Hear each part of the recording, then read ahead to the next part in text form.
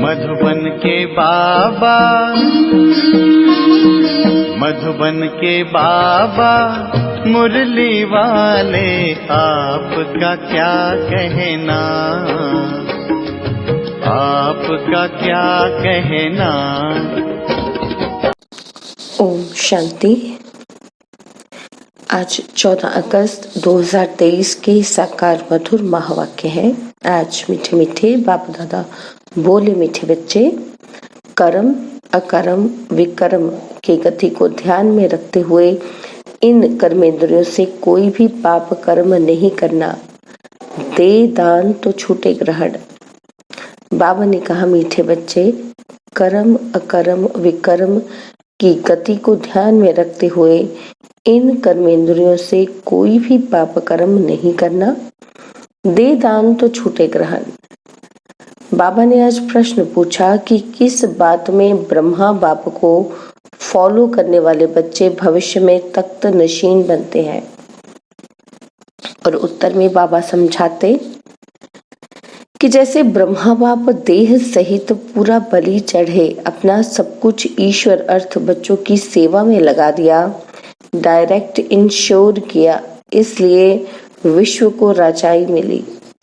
ऐसे ही follow father सपूत बनने का सर्टिफिकेट लेना है, सगे बन तन मन धन से सेवा करनी है, बाप का पूरा मददगार बनना है, सब कुछ इंश्योर कर 21 जन्मों की राजाई का हकदार बन सकते हो। मुरली का गीत है, बचपन के दिन भुला न देना। ओम शांति। मीठे मीठे बच्चों ने गीत सुना। अब बच्चों ने जीते जी इस दुनिया से मरकर उस दुनिया में जाने के लिए बाप की गोद ली है। कौन सा बाप है? परमपिता परम आत्मा माना परमात्मा। हमेशा जब समझाते हो तो ऐसे मत कहो कि बाबा ज्योतिर्लिंगम है, अथाह ज्योति स्वरूप है, हजार सूर्यों से तेजो में है। यह कहना वास्तव में रॉन्ग है। क्या कहना है? परमपिता परमात्मा यानी परम आत्मा वह सदैव परम धाम में रहते हैं। परम अर्थात ऊंच से ऊंच इनकॉर्पोरियल फादर। वह सभी आत्माओं का बाप है, इसलिए उनको सुप्रीम कहा जाता है। वह जन्म मरण के चक्र में नहीं आते हैं। समझाते हैं कि बच्चे, मैं भी अगर जन्म मरण के चक्र में आऊं तो फिर सबका उद्धार कौन करे? मैं ही आकर सभी को दुखों से पार कर ले जाता हूँ। दुख हरता और सुख देने वाला मैं हूँ, परंतु जानते नहीं हैं। भक्ति मार्ग में गाते रहते हैं क्या कि ओ परमपिता परमात्मा। जरूर समझते हैं वे फादर है, परंतु हमारा बाप कैसे है, वह क्या चीज है, ये नहीं जानते। मनुष्य जैसा रूप तो है ही नहीं। ब्रह्मा विष्णु शंकर को भी याद करते हैं, वह तो इन आंखों से देखने में आते हैं। बाकी यह शिव कौन है? शिव के मंदिर में जाते हैं, परंतु उनको क्यों याद करते हैं ये नहीं जानते। बाप बैठ समझाते हैं कि देवी देवताएं जब वाम मार्ग में आते हैं तो सोमनाथ का मंदिर बनाते हैं। सिर्फ इतना समझते हैं कि शिव बाबा है, परंतु ये नहीं जानते कि वे स्वर्ग का रचयिता है, हमको स्वर्ग का मालिक बनाने वाला है। अगर जानते तो औरों को शिव बाबा की बायोग्राफी बतलाते।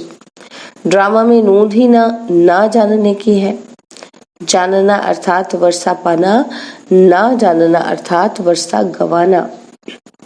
बाप कहते हैं, मैं स्वर्ग का रचयिता तुमको सुख देता हूँ, पावन बनाता हूँ, और फिर 5 विकार तुमको पतित बनाते हैं। कलाएं कमती होती जाती हैं और तुम काले हो जाते हो। पहले तुम 16 कला संपूर्ण चंद्रमा थे, पावन थे, अब तुम्हारे को ग्रहण लग गया है। बाबा कहते हैं, दे दान तो छूटे ग्रहण। 5 विकारों को ही ग्रहण कहा जाता है, जिससे तुम आत्मा दुखी काली पड़ती हो। बाप कहते हैं, मैं तुम ब्राह्मणों का बाप हूँ। हे ब्राह्मणों, तुम्हारे पास जो ये 5 विकार हैं, ये मुझे दान में दे दो तो ग्रहण छूटे।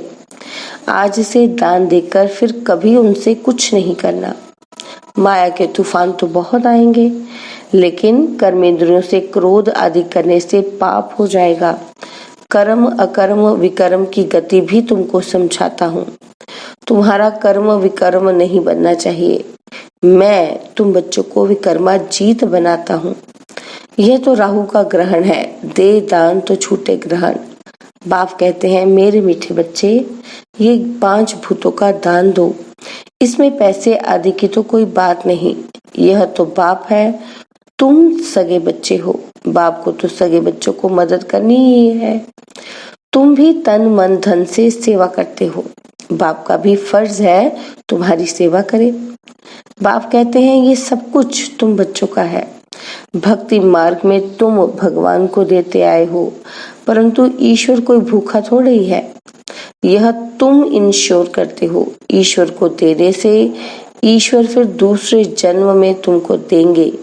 यह इंश्योर करना हुआ ना। दूसरे जन्म में इसका फल मिलता है। ईश्वर है दाता। अभी तुम अपने को इंश्योर करते हो 21 जन्म के लिए, वह इंश्योर करते हैं 1 जन्म के लिए। यहाँ तो सब कुछ इंश्योर हो जाता है 21 जन्मों के लिए। कहा जाता है सन शोज फादर। देखो, फादर यानी ब्रह्मा बाबा के पास जो कुछ था सब ईश्वर अर्थ बच्चों की सेवा में लगा दिया। शिव बाबा को वारिस बना दिया, तन मन धन सब कुछ दे दिया, तो उनके बदले में फिर अपने पुरुषार्थ से विश्व की बादशाही मिलती है, क्योंकि डायरेक्ट है ना। तुम मेरा बनने से 21 जन्म स्वर्ग के मालिक बनते हो, परंतु जितना बलि चढ़ेंगे उतना वर्षा मिलेगा। देह सहित सब कुछ बलि चढ़ाना है। जो फादर मदर को फॉलो करेंगे वही तख्त पर भी बैठेंगे। तो बाप कहते हैं, दे दान तो छूटे ग्रहण। दान देकर और फिर अगर वापस ले लिया तो दुर्गति को ही पाएंगे। पूरा पुरुषार्थ करना है। पुरुषार्थी स्टूडेंट अच्छी रीति पढ़ते तो नंबर भी लेते हैं। तुम भी पुरुषार्थ कर ऊंच नंबर लो, इसमें कोई तकलीफ की बात नहीं, सिर्फ पवित्र रहना है। इसके लिए बाबा से बल भी मिलता है और खुशी का पारा भी चढ़ता है। हमको देवता बनना है तो कोई अवगुण नहीं होना चाहिए। 16 कला संपूर्ण निर्विकारी यहाँ ही बनना है, तो कोई अवगुण नहीं होना चाहिए। आधा कल्प विकारी बने तो माया भी कहती है कि अभी ये निर्विकारी बनते हैं, हम फिर विकारी बनाती हूँ। यह चलती है माया की युद्ध। ये है मुश्किलात। माया पर जीत पानी है। उन्होंने फिर हिंसक लड़ाई दिखाई खंडन कर दिया है। तुम माया पर जीत पाने से विश्व के मालिक बनते हो। बच्चे समझते हैं कि बाप को 5 विकारों का दान नहीं देंगे तो श्री नारायण व लक्ष्मी को वर नहीं सकेंगे। तो तुम बच्चों को दिल दर्पण में देखना चाहिए। मैंने कर्मेंद्रियों से तो कुछ किया नहीं। माया के तूफान तो आगे से भी जबरदस्त आएंगे। वैद्य लोग दवाई देते हैं तो कहते हैं कि पहले वाली पुरानी बीमारी बाहर निकलेगी। इसमें डरना नहीं है, ये तो आएंगे। यह भी सर्जन है। कहते हैं कि तुम मेरे बच्चे बनेंगे तो फिर तुम्हारी खूब रावण से युद्ध होगी, माया खूब वार करने लगेगी। इसलिए तूफान से डरना नहीं है। बाप के बने हो तो बचपन भूल नहीं जाना। यह है ईश्वरीय बचपन। ईश्वर की गोद में एक बार आए, फिर देवताई गोद में 21 बार जाएंगे। ईश्वरीय जन्म के बाद तुम स्वर्ग में जाते हो। सर्टिफिकेट लेना है कि बाबा हम आपका सपूत बच्चा हूँ या कपूत, तो बाबा बतला सकते हैं। सपूत भी किस नंबर में हो, क्या खामी है, बाबा बतला सकते हैं। खुद भी समझ सकते हो कि हम सर्विस नहीं करते हैं तो कितना ऊंच पद पाएंगे, कैसे पाएंगे। अच्छा, बाबा कहते हैं तुम क्या करो, एक हॉस्पिटल अथवा कॉलेज खोल दो। भल तुम इसमें जाना नहीं और बहुत लोग शफा पाएंगे तो उसका इजाफा तुमको मिलेगा। मनुष्य धर्मशाला बनाते हैं इसलिए कि बहुत आकर विश्राम पाएंगे तो दूसरे जन्म में उसको अच्छा महल मिलेगा। बाबा के पास खूब आते हैं, कहते हैं ये हॉस्पिटल खोलो, हम मदद देंगे। बड़ी हॉस्पिटल खोलो। अगर ज्ञान उठाने की खुद को फुर्सत नहीं तो 3 पैर पृथ्वी के लेकर ये हॉस्पिटल कम कॉलेज खोल दो। हॉस्पिटल से एवर हेल्दी बनेंगे, कॉलेज से एवर वेल्दी बनेंगे। तुम आकर बनेंगे तो तुम्हारा पुण्य होगा। जास्ती खर्चा भी नहीं है। आजकल पैसे कितने कमाते हैं, करोड़ों के आसामी हैं। क्या उनके पुत्र पोत्रे खाएंगे? धूर भी नहीं, सब विनाश हो जाएगा। राजाई गरीबों को मिलती है, गरीब निवास है ना। यह बाबा नंबर 1 साधारण था। 1000-2000 हैं तो उनको गरीब कहेंगे, और यहाँ गरीब भी अच्छा पद पा सकते हैं। किसी का लाख करोड़ लेकर क्या करेंगे? गरीबों की पाई पाई से ही स्थापना करते हैं।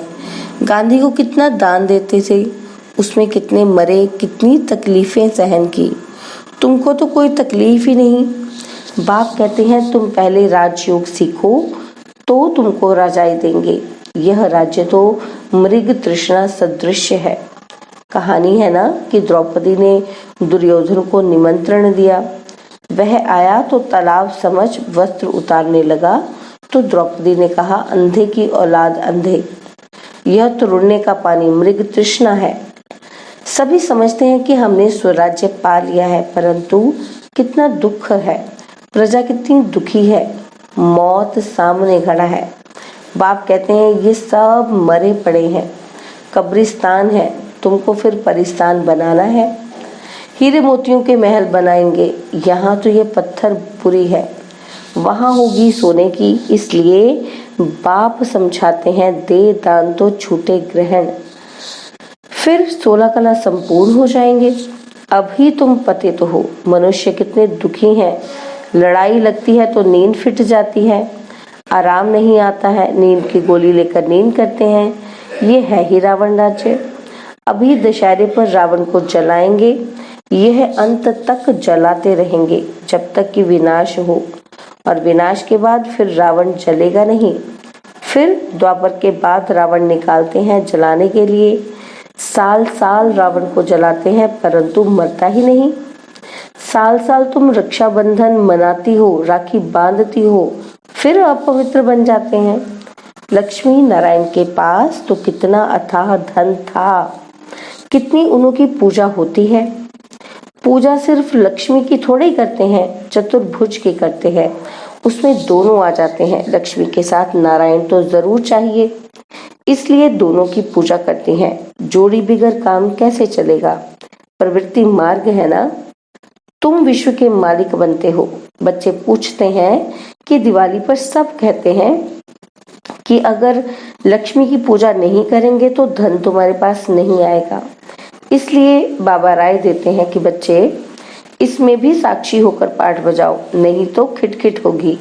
जैसे बाबा कहते हैं ना कि बच्ची की शादी करानी है तो साक्षी होकर पाठ बजाओ, नहीं तो झगड़ा होगा। बच्चियां निर्विकारी नहीं रहना चाहती तो लाचारी हालत में उनकी शादी करा दो। पवित्र रहना नहीं चाहती हैं तो रवाना कर देना है, तंग नहीं करना है। कुमारी वह जो 21 कुल का उद्धार करे। तुम सब ब्रह्म कुमारियां हो। तुम्हारा धंधा है ही सभी को स्वर्ग का मालिक बनाना। दिल से पूछो हम कितने को आप समान बनाते हैं। मिशन है ना। यहाँ तो मनुष्य को देवता बनाते हो तो बहुत मेहनत करनी चाहिए। तुम खुदाई खिदमतगार हो, मैं तुमको दुख से छुड़ाए स्वर्ग का मालिक बनाता हूँ। मैं हूँ ही निष्काम। तुमको राजाई देकर मैं वानप्रस्थ में चला जाता हूँ। मुझे राजाई करने की तमन्ना नहीं है, तुमको राज्य देता हूँ। तुम अपना राज्य भाग्य फिर से ले लो। तुम जानते हो कि हम तो देवी देवता थे। 84 जन्म पास कर आज हम रावण की संप्रदाय बने। रावण को हमेशा जलाते हैं, रावण की कभी पूजा नहीं करते हैं। जो सुख देता है उनको पूजा जाता है। रावण का चित्र बनाया और जलाया, वह तो सदैव दुख देने वाला है।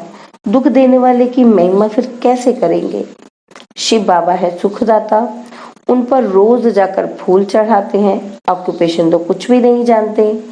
आजकल तो अंधश्रद्धा बहुत है।